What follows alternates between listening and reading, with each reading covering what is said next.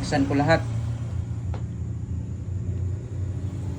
So gusto ko lang malaman ninyo na ito yung carbon brush na, yung kasi nagamit na to yung carbon brush niya kabayan, hindi na siya pantay oh.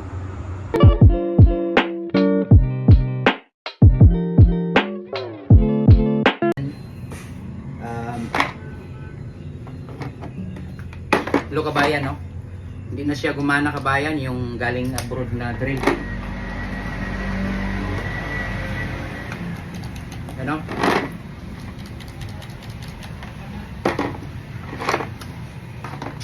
So, gagawin natin first check continuity buzzer.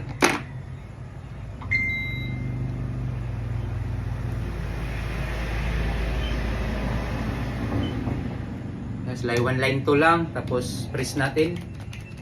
Wala talaga. Second fuse nasa loob.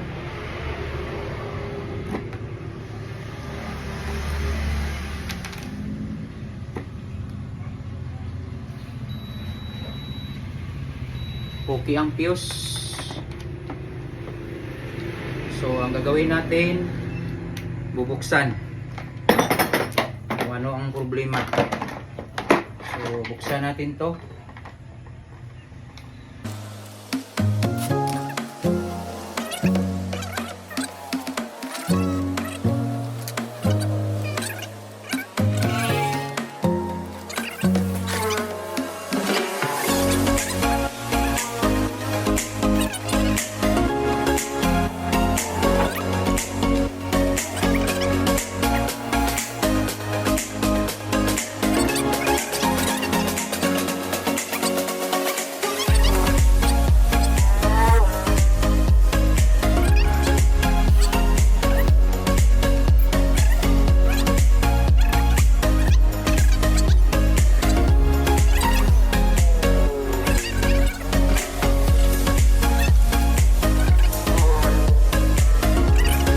Kabayan, meron tayong ano na yung drill ko, it's HD drill no, tutorial muna tayo kabayan ngayon kasi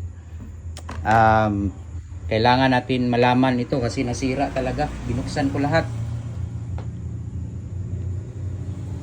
So gusto ko lang malaman ninyo na ito yung carbon brush na, yung kasi nagamit na to yung carbon brush niya kabayan, hindi na siya pantay oh.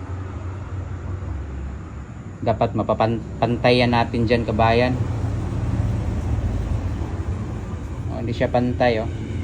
Kailangan lihaan yan.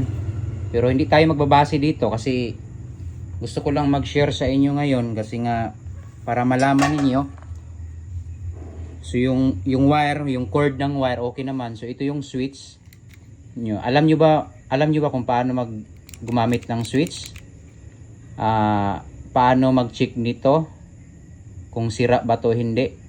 So papakita ko sa inyo ha. Bali ito yung nakalagay dito yung supply niya, ito dito yung supply, yung wire ng ano, ito yung cord niya diyan na nakalagay. Yan yung nakalagay.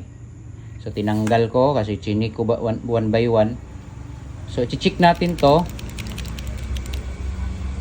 itong switch kung sira ba o hindi.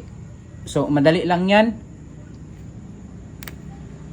Buzzer lang natin or dito ka sa ohms symbol.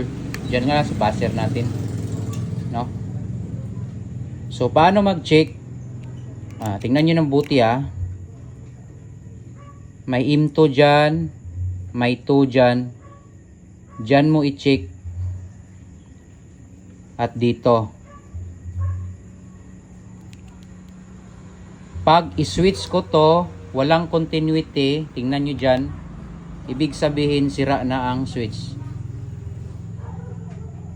Press ko ha.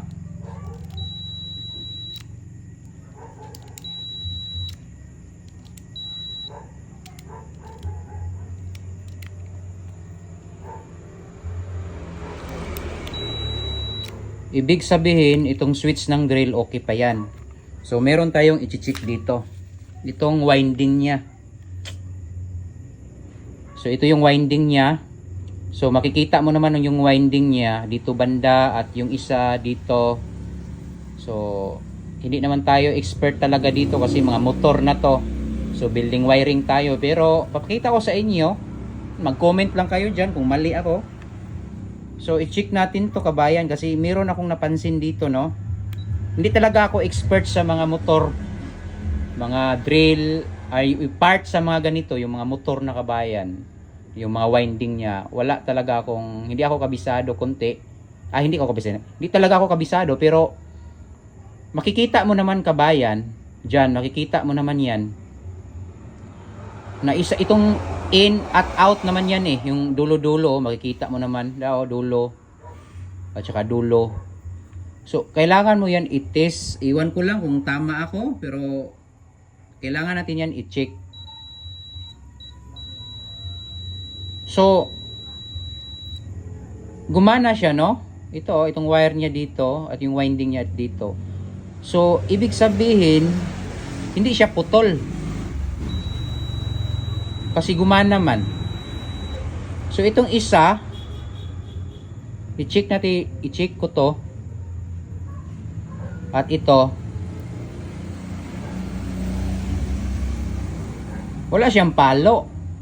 Ano? Walang palo. So, meron akong napansin